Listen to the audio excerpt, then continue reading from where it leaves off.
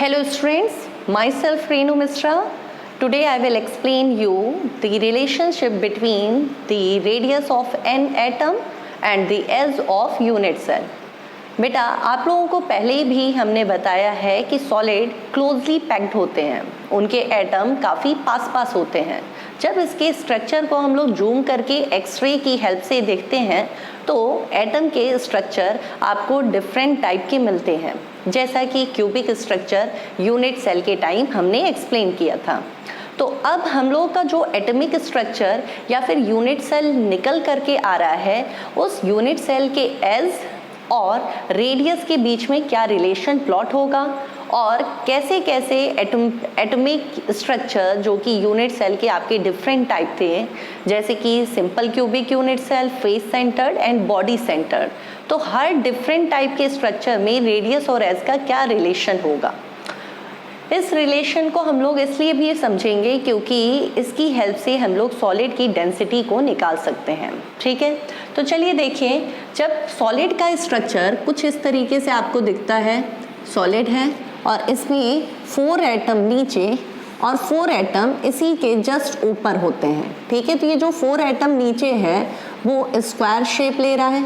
जब ऊपर रख दिया हमने 4 एटम, तो ये जो 4 एटम हमने ऊपर रखा है इससे आपको क्यूबिक स्ट्रक्चर मिलेगा। ठीक है, तो इसको हम डिफरेंट करने के लिए, अलग दिखने के लिए यहाँ पर जैसे अपने प्रीवियस वीडियो में हमने बताया था, वो हमने एक लाइन ड्रॉ कर दी जिससे चारों के चारों नीचे और ऊपर के एटम जो हैं आपको डिफरेंट लगे।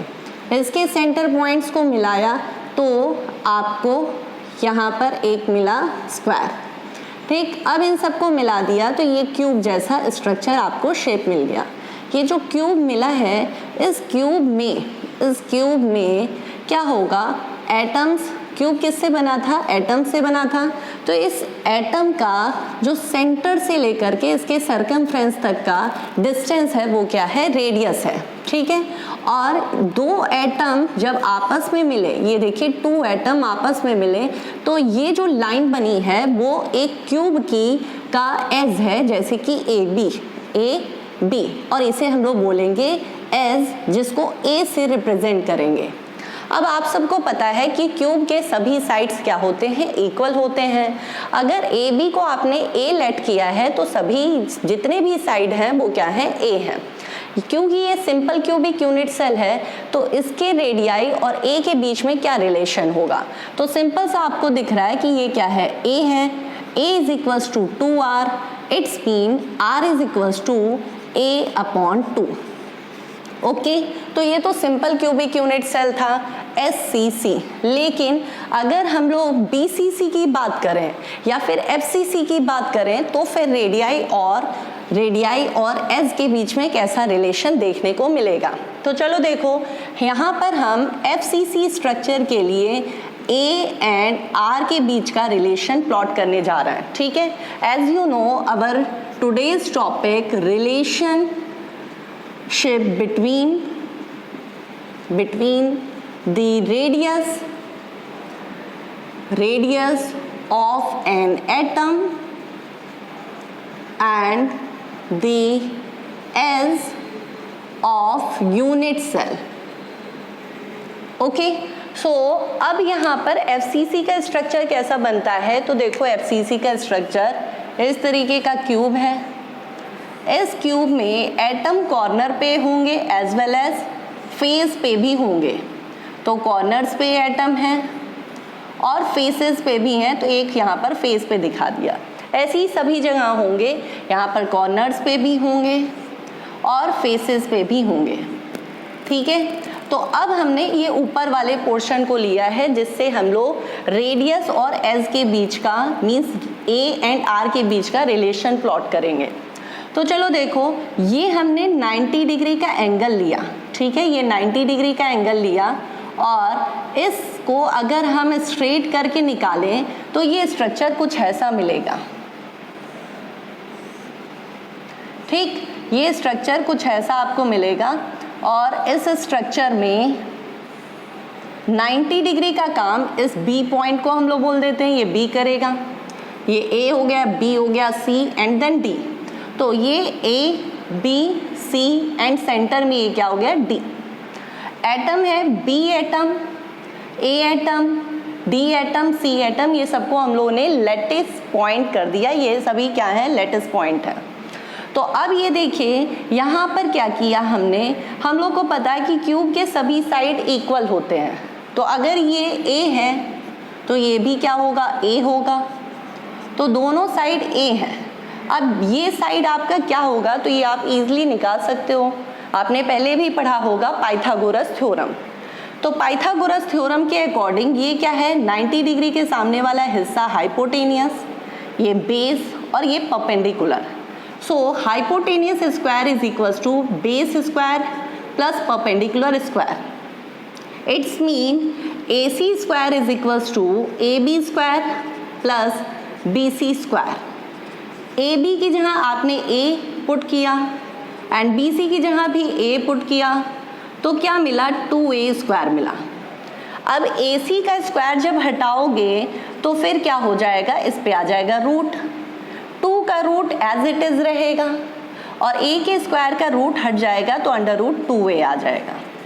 ठीक, तो अभी ये पूरा सॉल्व नहीं हुआ है। अब चलो एक छोटी सी चीज समझो, ये जो A है और C है वो किससे बना है, तो ये A एटम, इसके बीच में D एटम और फिर उसके बाद C एटम। ये सभी एटम जो है इक्वल अगर साइज के होंगे, साइज अगर इनका इक्वल होगा, वैसे इक्वल साइज वाले हम लोग एटम्स को लिए हैं जो क्यूबिक स्ट्रक्चर बनाएंगे। Unit cell BCC, FCC and FCC, SCC इस टाइप के स्ट्रक्चर बनाएंगे और इन्हीं के हम लोग रेडियस यहाँ पर कैलकुलेट कर रहे हैं या फिर हम लोग डेरिवेट कर रहे हैं।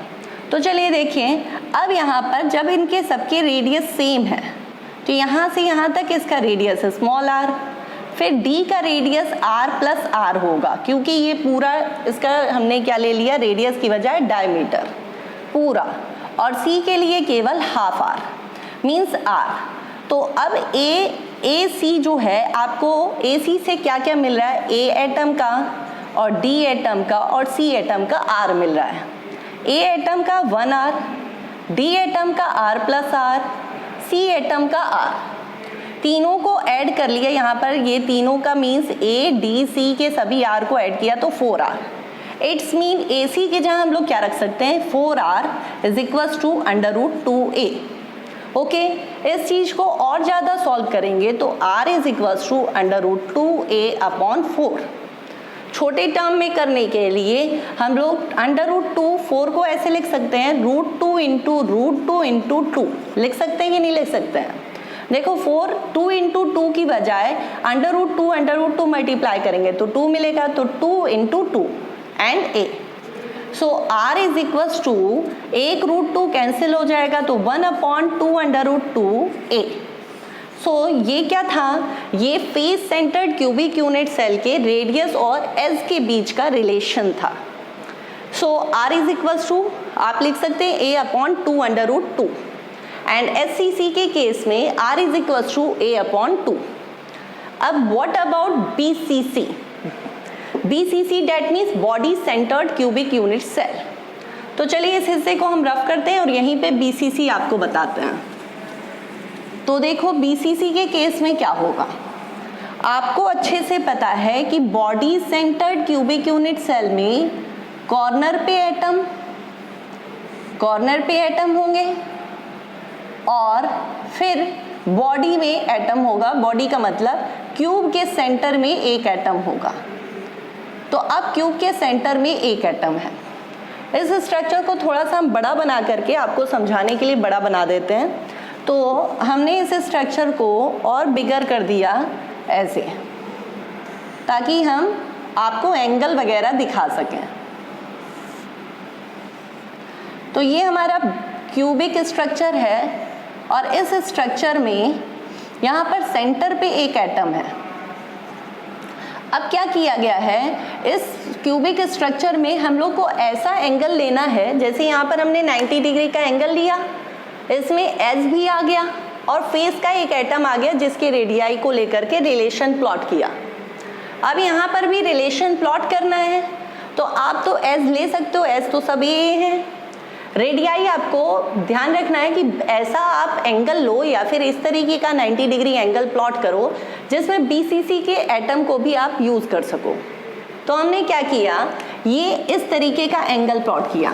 देखिए ध्यान से समझना, ये इस तरीके का एंगल, ये आगे वाला एटम और ये पीछे वाला एटम, यहाँ से एक स्ट्रेट लाइन ड्रॉ की।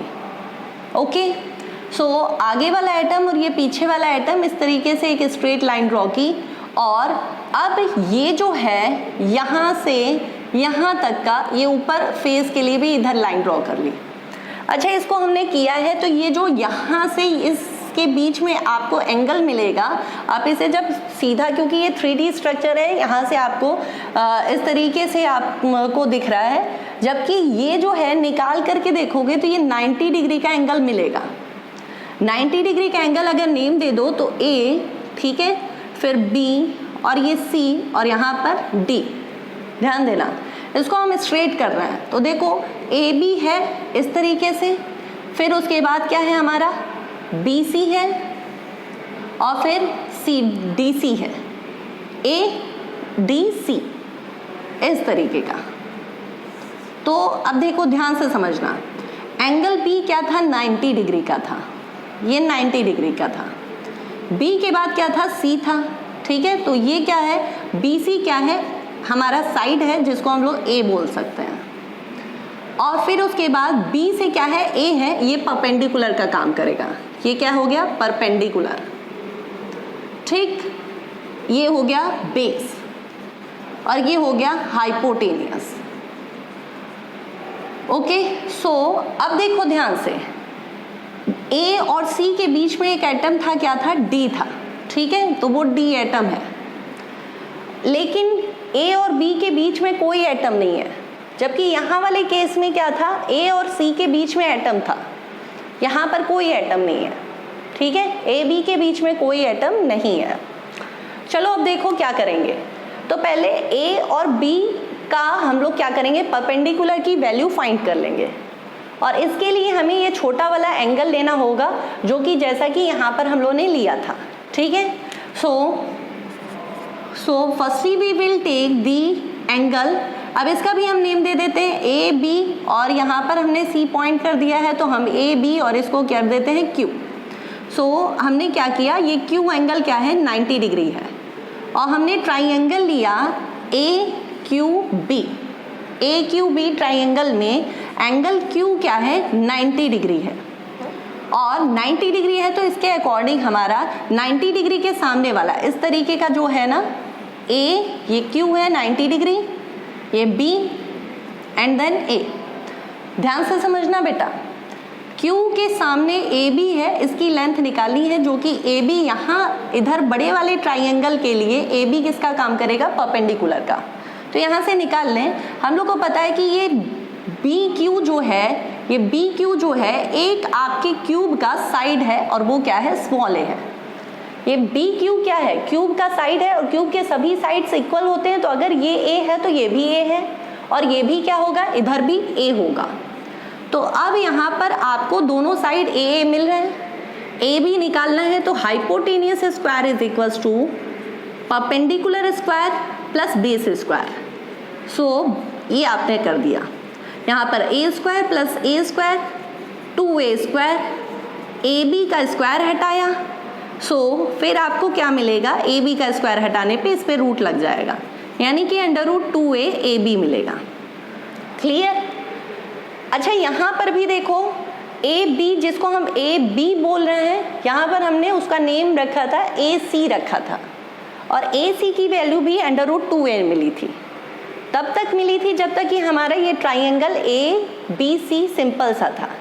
जब फिर से और ज़्यादा हमने ओपन करके देखा तो हमारा AC के बीच में D एटम भी था, और उसके रेडियस की वजह से 4R मिला था जो पुट किया था। लेकिन यहाँ पर AB के बीच में कोई भी एटम नहीं है, ठीक है, तो यहाँ पर रेडियस वगैरह आपको पुट करने की ज़रूरत नहीं है।